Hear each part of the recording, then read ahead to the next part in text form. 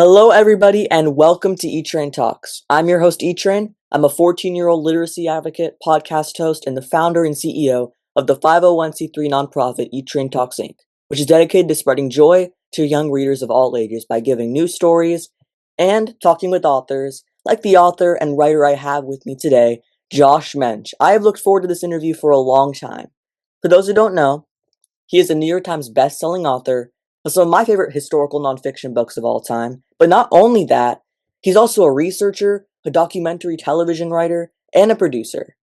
It's such an honor to welcome the amazing author Josh Mensch to E-Train Talk. Thank you so much for being here today. Oh, thank you. Thank you for that very nice introduction. I really appreciate it. Yeah, of course. So for those who don't know, some of Josh's books he's worked on, I have a lot of them here. We have The First Conspiracy, as well as the JFK Conspiracy, the Lincoln Conspiracy, and the Nazi Conspiracy. These are all page-turning thrillers, and I love them so much. I'm sure all of you, once you're done watching this interview, you'll go straight to your local bookstore and find yourself a copy. And yeah, let's jump right into the first question. So, talk a little bit about your journey specifically. As someone who's always enjoyed diving into the history books myself, I'd love to hear how your journey into the study and writing of history started in the first place. Well, it's an interesting question. It's not something that I always knew I wanted to do. When I went to college, I was very much a humanities major. I studied literature. I was a philosophy major, and I did study history and politics. But I never thought of history as something that I would necessarily pursue as my career.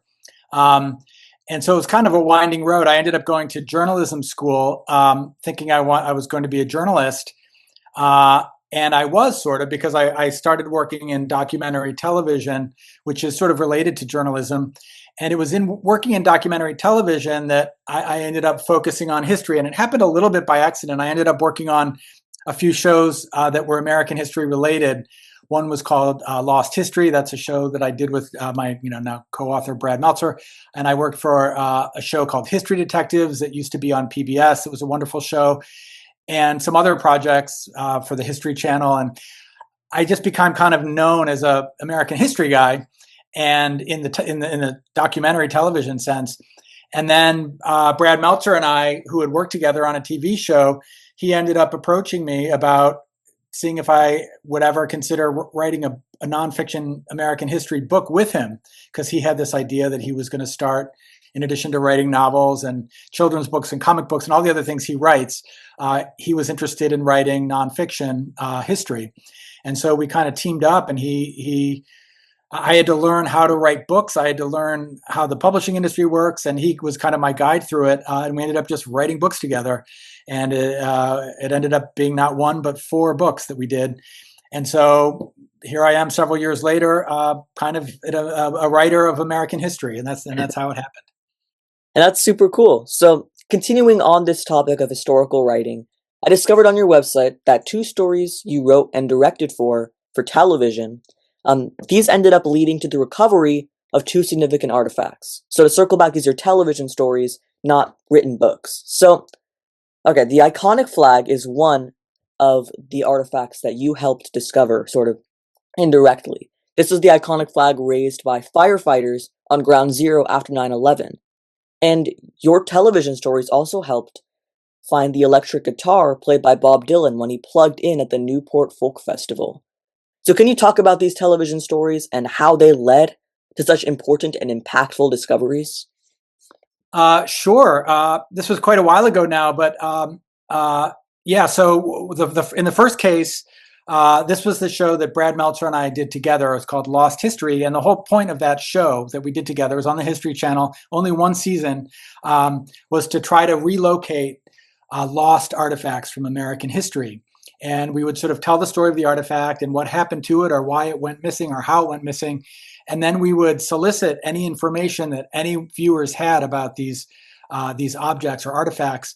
And probably the biggest story we did was about the 9/11 flag, as people call it, which was a flag raised at 9/0 by firefighters when it was just total rubble.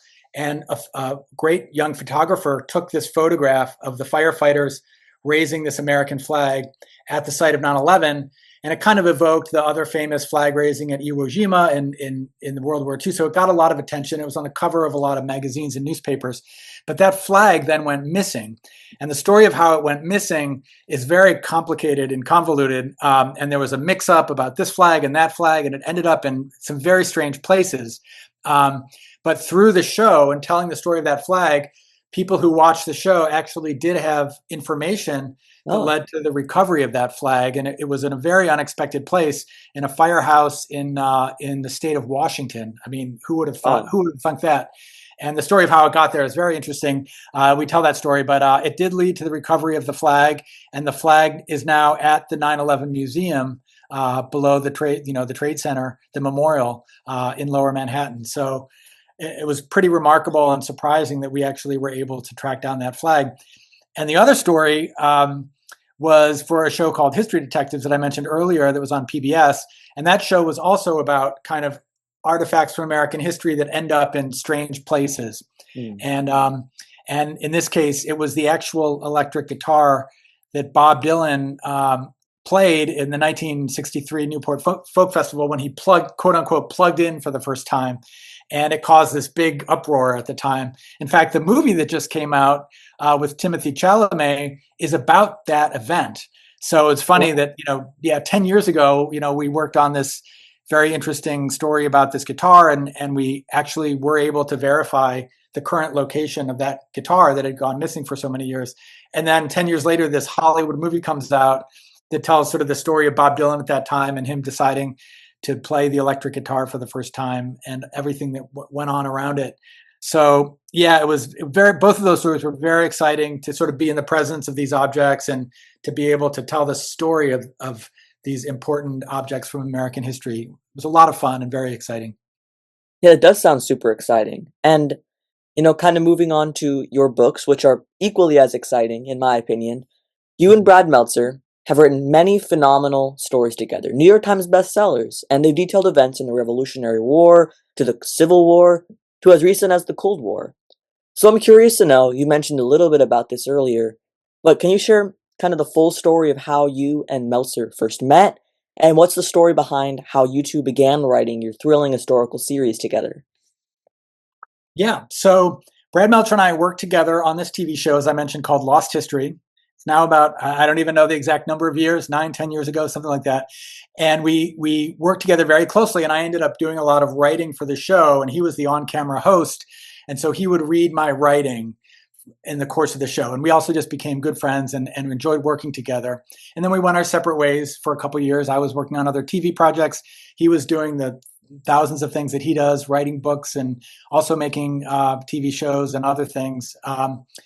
And he called me somewhat out of the blue, or he contacted me out of the blue and said, I really want to talk to you about something. And I've told the story before, but I was working on another job, and I said, sure, Brad, let's talk anytime. And we picked a time to speak on the phone, and we got on the phone, and he said, Josh, I promise you this is the strangest phone call you're going to receive today. And I was just like, well, what is this all about? And he said, have you ever thought about writing a book? And I said, not really. I was working in another field. I was pretty happy with the work I was doing. I wasn't really looking to make a change. But I also, really admired Brad, and we got along so well. And I realized that I had always wondered what it might be like to try to write a book. And also, my first son had just been born, and so the idea of not having to work crazy TV hours was actually very appealing. You work in television, you often work all night, or you work 16-hour days, or you work on the weekends, and it can be very exhausting. And I just had a child, and I wanted to spend time, as a parent. So that I sounded, at least on paper, like writing a book would be a much more kind of a better job to be doing while raising a child. So that's how it started, and we had to both figure it out and see how we were going to do it. But he had really thought it through, and he was just looking for the right partner. And because we had worked together in television, and because I had done a lot of writing for him, he felt that I had the right style, and we just started doing it. And the first book, called The First Conspiracy, ended up doing quite well, and people really liked it, and the publisher was excited about it, and they said, "Guys, do another one." So that's how it started. Yeah, and talking a little bit about your writing style and your writing process, how do you guys go about writing these stories together? Do you alternate chapters? What's the process like for both of you?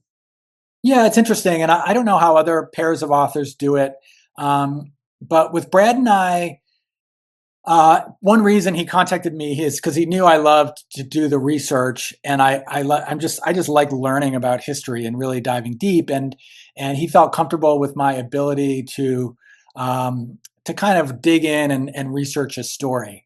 And I also knew that that would probably be something where he would need help because he's very busy and working on a lot of projects. So it was sort of natural for me to be the one to kind of do the initial dive into the research and figure out the basic story we were telling. And so, there was some trial and errors and back and forth, but we came up with a basic process where I do the initial pass on, kind of figuring out what the story is and writing kind of a rough version of, say, the first 50 to 100 pages. And then we talk about it and I share it with him and we go back and forth about it. And then he ends up often giving me notes on the writing because he has a particular writing style that it took a little while for me to learn. And it was just back and forth. We talk about it. Hey, what do you think about moving this chapter around? Or what do you think about adding a little bit about this other thing? Or maybe we can trim down this one section that's a little too long, that kind of thing. And that's just kind of how it was and how it evolved. And we really stuck to it. I kind of do the rough version. He reads it. We go back and forth and we go from there. And it's really been it's been quite harmonious, really, luckily. Yeah, it sounds really interesting. And, for anybody wanting to write a book, maybe with a partner in the future, then that might be the process that works for you. There's always many different ways to go about it. But Yeah. what Josh Mensch just said is you're kind of thinking, oh my goodness, that's the perfect strategy. Then hey, write a book, Whatever write a book. works. Whatever works for you. And, Yeah. kind of diving deeper into your writing, let's talk about your newest story with Brad Meltzer, the JFK conspiracy, the secret plot to kill Kennedy and why it failed. So let's hone in on this idea of killing Kennedy. Can you talk about the assassination plot, what went down, without spoiling too much, and just little details here and there that you feel that you might want to share? Sure. And the first thing we always say is this actually is not about the actual assassination plot that killed JFK Right. in 1963. This is about a much less well-known assassination plot in 1960. And we always like to find stories that people don't really know or haven't heard of or only know a little bit about and dive really deep into them. It's a way to find a kind of a corner of history that's been relatively unexplored. And sure enough, very few people today have heard of this plot. But in 1960, a man from New Hampshire who really did not like JFK or his politics went on this kind of crazy quest to try to assassinate JFK. And it took place after he was elected, but before his inauguration. So it was in this period when he was the president elect. He wasn't yet president, but it was a very volatile time in American history. The the presidential race between JFK, between Kennedy and Nixon was very hard fought. It was very, very close at the time, the closest election in the 20th century. And there was a lot of bitterness, and the country was changing very rapidly. There was a lot happening that was controversial. It was in the middle of the civil rights movement. So there was a lot of strife and controversy about civil rights. The women's movement was just getting started. There was a sense that the culture was changing. So a lot of people didn't want it to change. Mm. And JFK, for better or for worse, became a kind of symbol of the future. And Nixon, who he ran against, became more of a symbol of kind of the past and the America we were coming from. And JFK was a symbol of the American future. But everything about him made people angry. And so some people loved him and some people really did not like him at all. And after his election, we tell this story of these few months after he's been elected, but before he's inaugurated, and everything that's happening at that time. And it's this incredibly busy time for the Kennedy family. His wife, Jacqueline Kennedy, we tell a lot of her story in the book too, was pregnant when he was elected, 7 months pregnant. So she's like about to give birth. He's about to become president. And really, for the first time in American history, there is a true media storm around the Kennedys, the likes of which no one had seen before, because the media age was really just beginning, and television as a medium was really just beginning. Right. And so television existed in the 1950s, but like when Dwight Eisenhower was reelected in 1956, I mean, he was like the most kind of traditional, somewhat boring president, and there was no like media firestorm around, the second presidency of Eisenhower. Whereas this election in 1960 was a big deal. People were super interested in it. There was a lot of focus and attention and controversy, and the media went bananas. And of course, the Kennedys were media magnets. They were so telegenic. They were so attractive. They came from this wealthy family. Jacqueline Kennedy became this crazy media sensation. They were on the cover of every magazine. And so we really tell the story of them being the center of attention, and both of them just going through this incredible transformation of becoming really global icons in the course of a few months. And some people just adored them and were obsessed with them. The media loved them, but a lot of people were also very angry about the Kennedys. They really didn't like JFK. There was an anti-Catholic bias that was very strong at the time. And this kind of a lone wolf, angry older man from New Hampshire who was very anti-Catholic. He was believed in this kind of conspiracy that foreign Catholics were taking over, immigrants were taking over the country and were going to ruin the country. And he basically went on this journey to try to assassinate President-elect John F. Kennedy before he was inaugurated. Yeah, if you guys haven't checked out this book, it's absolutely phenomenal. I think what really stands out about it is, like you said, you talk a lot about Jacqueline Kennedy's story. You don't just hone in on this plot to assassinate JFK. You kind of talk about the full picture, like how the Kennedys they created such a media frenzy, like everything. And I think that that's really special and really speaks to how great of writers you and Brad Meltzer are, really bringing to light every single detail that can make this story just feel even more real. Because, I mean, in a sense, it doesn't feel real. When you're just learning about an assassination plot, it doesn't feel real, if that makes any sense. So all the details that you include make it just the perfect story to read.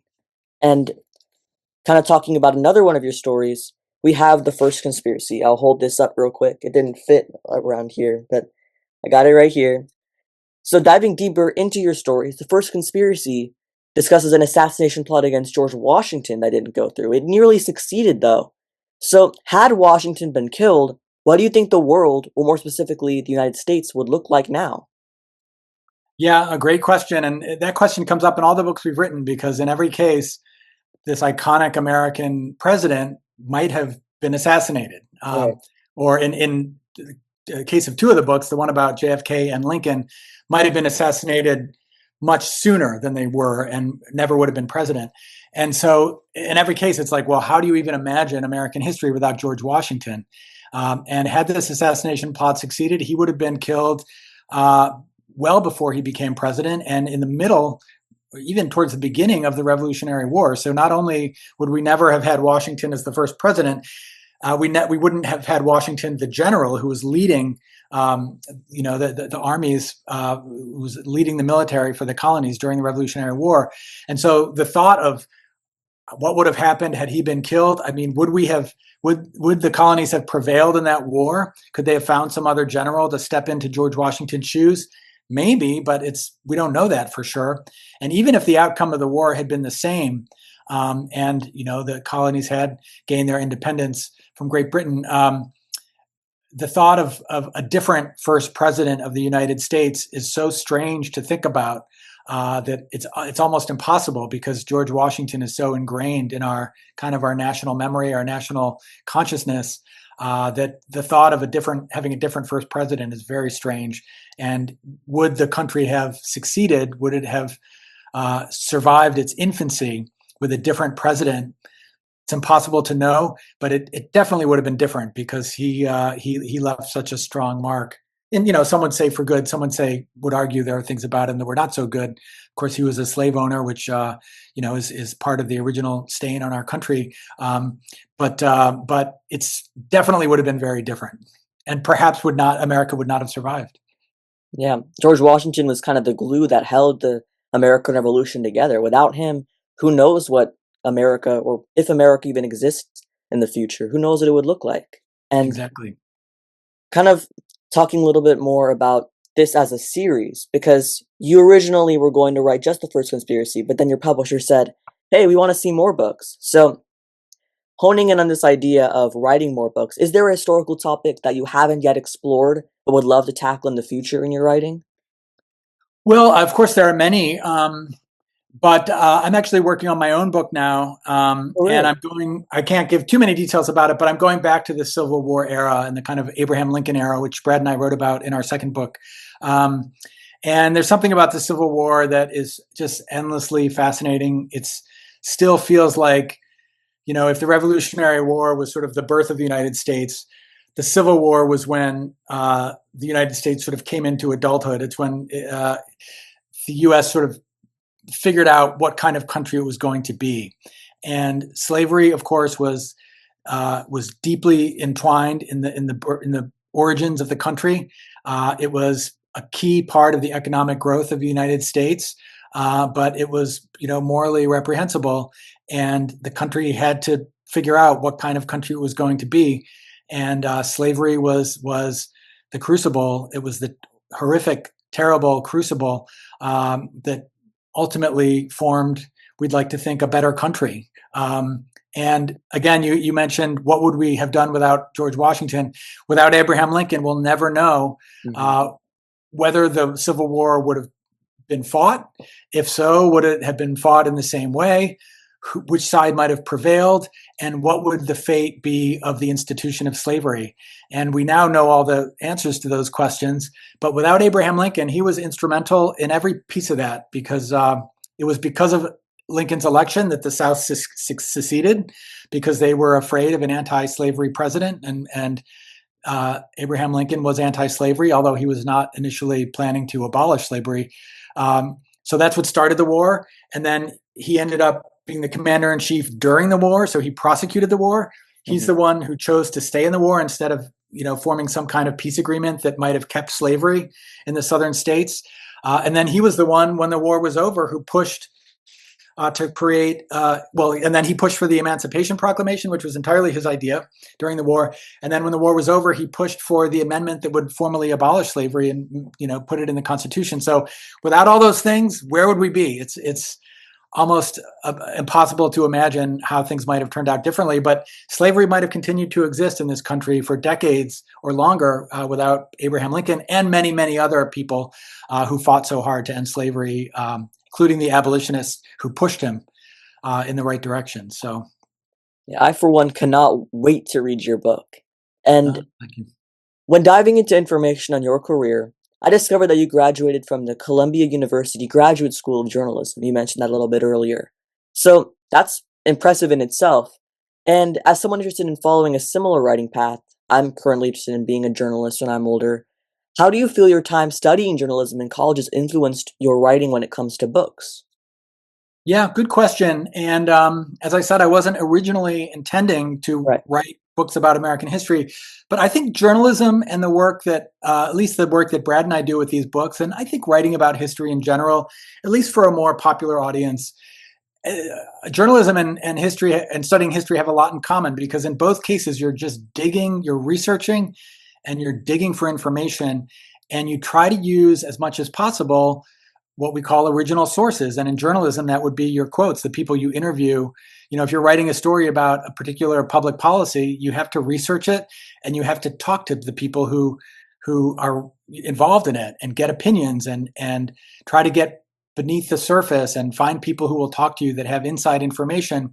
And doing historical research, and then that information is kind of those are your building blocks. The quotes that you get from your sources as a journalist are what you're relying on to tell your story. And the same is true in history. You go back to the original sources; they often aren't alive, so you're not interviewing a live person, but you're looking through their old letters or their diaries or interviews they gave in the past, or finding some obscure documents that no one's seen before, and those become the building blocks to try to tell your story. And in both cases, you're often talking about society, culture, the government, politics, all the important issues of the day. And so I think they really do have a lot in common. And what Brad and I always focus on is trying to make it into a compelling story. But I think that's very important for journalists too, whether you're making a documentary film or whether you're writing a story for, for a media outlet. You want to try to make it as compelling to the reader as possible, so so it's clearly understandable, so they understand why it's important, so that it's not just sort of a dry set of facts that don't really tell you why it matters. Also, what is the human side of the story? If you're writing about some policy, um, why does it matter to human beings? And often the best journalism is finding people who are affected by something. There's some new policy, or a president is trying to enact some new legislation, or Congress is trying to enact some new legislation. Find people who are actually affected by it and tell the human story. And that's kind of what we do in our history as well. What was the human story here, and why does it matter, and why should we care? And trying to make that as compelling as possible. That is a great answer. And I'd want to ask about one more of your books, or another one of your books, right here, The Nazi Conspiracy. And The Nazi Conspiracy, as somebody who's really interested in World War II, it really stuck out to me. It was the first book of yours that I actually read. And in the book, you recount an assassination plan, a plot that targeted Winston Churchill, Joseph Stalin, and Franklin Delano Roosevelt during their meeting in Tehran. So what was the plan, and why did that crucial meeting take place in Tehran specifically?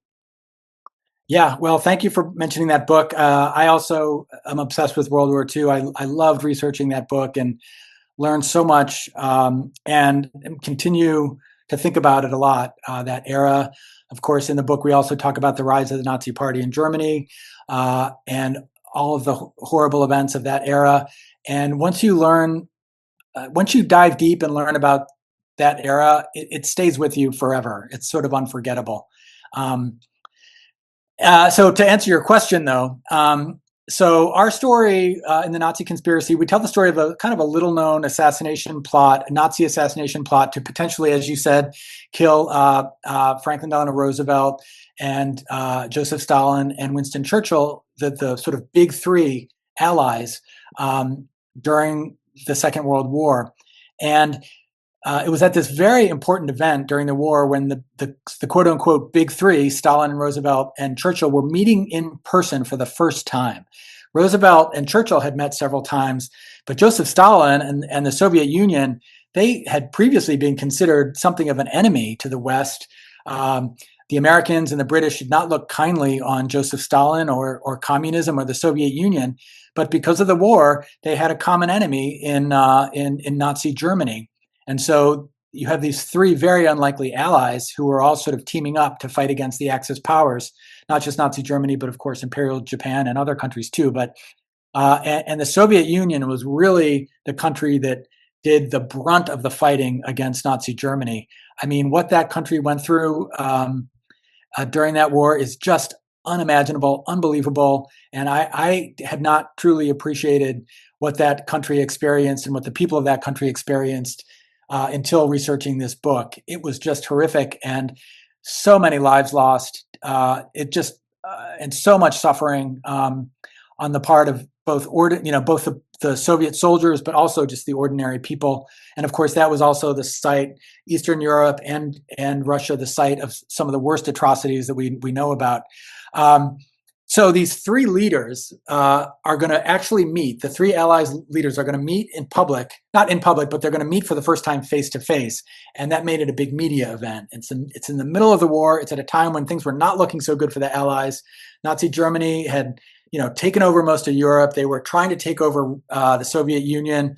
The stakes were very, very high, and the Allies were trying to turn the tide in the war, and they felt a face-to-face meeting between the three Allied leaders to show a kind of unity and to show that they were all in it together, because there was a lot of speculation that the alliance would rupture for one reason or another, especially because Stalin was so different than the other two. So they really thought it was important to meet face to face. It became almost an obsession of Roosevelt's that they meet face to face. And Churchill also wanted to do it. They had to kind of convince Stalin to go along with it. It took forever to plan this meeting, to figure out where to do it, to convince Stalin to do it. What were the terms? How was it going to work? It went on and on and on and on, the preparations for it. And meanwhile, the war is raging all over the world. And it was also considered quite dangerous for FDR to travel halfway across the world. Stalin insisted they come all the way to, of all places, Iran, which was quite close to the Soviet Union. And they had to meet in a neutral country as a sort of show that they were on neutral territory. They couldn't do it in the US or in the Soviet Union, or in the United Kingdom. But Stalin didn't want to travel far. He wanted them to come to him. So, Roosevelt and Churchill end up flying halfway across the world. It's an especially long trip for Roosevelt, who, of course, was also in a wheelchair. And they finally meet in Iran, in the city of Tehran. And that's where our main story takes place. During this summit meeting, turns out the Nazi intelligence services saw an opportunity of the big three leaders being together in one place. And they wanted to swing the war in their direction. What better way than to do take some crazy risk of trying to assassinate the three Allied leaders? Yeah, and imagine if they succeeded. The world would look entirely different. History would look entirely different. It's And unimaginable. yeah, It was, maybe far-fetched that they could ever succeed, but had they, the war was just starting to trend in the Allies' direction. But to have the three leaders assassinated, it would have just completely changed the course of the war in ways we can't even imagine. So, would three leaders have been able to replace those three leaders and formed another alliance and continued to prosecute the war against Nazi Germany and Japan? It would have been such devastation to the morale. It would have caused so much confusion and chaos. It would have been a huge kind of victory on the part of Nazi Germany to have pulled this off. It really would have been terrible, and the war could have gone in a very different direction. absolutely. And one quote really stands out to me, and I feel like it relates heavily to all of your books. So the quote is, "Those who do not learn from history are doomed to repeat it." And that seems to echo throughout a lot of your work. Why do you feel it's so important to write about major global events like wars and assassination plots? And how do you think these stories impact the public's understanding of the world in a positive way? Well, that's, of course, a great question. And, in some way, I think probably all historians, or most anyway, and most nonfiction authors want to write something that they feel will have some kind of impact on how people think about the world, and hopefully will make people think about the world in a more constructive way or a more helpful way, or to avoid some of the mistakes of the past. And we don't, when we set out to research our stories and tell our stories, we're not necessarily saying we need to find something that speaks to today and is relevant to today. But because we're studying American history, inevitably it does. And all the stories that we're telling had all of these unexpected parallels to what was happening in the country today. The story about Abraham Lincoln and slavery was very much about white supremacy. It was about prejudice. It was about the history of race in this country. It was about a country that was very divided, and where there were really two visions of the country and where it was headed. And there were so many parallels. In the Lincoln conspiracy, there was actually there were rumors that there would be a mob that would attack the Capitol building in the period between the election and the inauguration, and try to prevent the counting of electors, so that Lincoln would not get to be president. And something really quite similar happened in our very recent past, where a mob stormed the Capitol on the day that electors were to be counted, and almost prevented the next president from being duly elected. So we find so many similarities. Learning about the rise of Nazi Germany, as I said, is very haunting, and you see all kinds of signs of things that you should avoid, and yet sometimes you see still happening in the world. In particular, we highlight the scapegoating of a minority group in the country.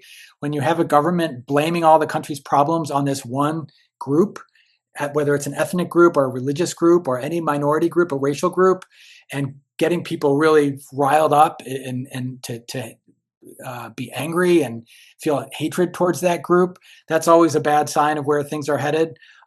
So, we see some parallels to that today. And, we never explicitly describe what we see as the parallels, but we try to just put that in this story so that anyone who reads the story can maybe see some things or learn some things that will make them think about the world a little bit differently, maybe have a little more empathy, maybe try to look at things a little differently, and potentially feel a sense of warning about what could happen if we don't change course. Absolutely. And now it's time for the final question in the interview, the question I ask every single person I've ever interviewed. If you could be or meet any literary character, by that I mean you could meet your favorite author or your favorite character from a book, who would it be and why? Always a great question. I wish I had like the perfect answer to it, or maybe a more original answer. So I'm going to say something that's a bit of a cliche, but as I said, I never really left the Civil War when I learned about it. And I think the two sort of towering figures of that time are, of course, Abraham Lincoln and also the Black abolitionist Frederick Douglass, who's also an iconic figure in American history and has written some of the best books in American history too. His memoirs about growing up in slavery, I think, should be require reading in every American history class. And I'm amazed that I hadn't read them until much later in my life. But I would love to meet the two of them and talk about the decisions and the experiences they had, and because I think both were instrumental in ultimately the fate of the Civil War, but also the end of slavery, and talk about the journey and the decisions they made and the experiences they had that led to this. Ultimately, not that it was perfect, not that the outcome was ever perfect, and there was still a long way to go, but that did end the institution of slavery in the United States. Would love to meet them and talk to them. That is an amazing answer. That's a perfect answer and a Mhm. perfect way to sign off. And thank you so much for being here, for taking time out of your day to be interviewed, to talk about your stories and your personal story, your story and your writing background. Thank you so much. Oh, thank you, Ethan. I love the work that you do. Keep it up. Keep up the good work. And I enjoyed this conversation. And maybe we'll talk again some other day. Yeah, that would be amazing. And everybody, for those who've been watching, for those who've been listening, maybe you're watching on YouTube, maybe you're listening on a podcast, wherever you're watching this interview, thank you for being here. Thank you for listening. Thank you for watching. Whatever platform you're on, I hope that this interview inspires you to pick up a copy of any of Josh Mensch's books, or maybe you might want to check out his shows on the History Channel and other platforms. Thank you so much. Have a great day, everybody. Keep on reading, and I'll see you all in the next one. Bye. Thank you.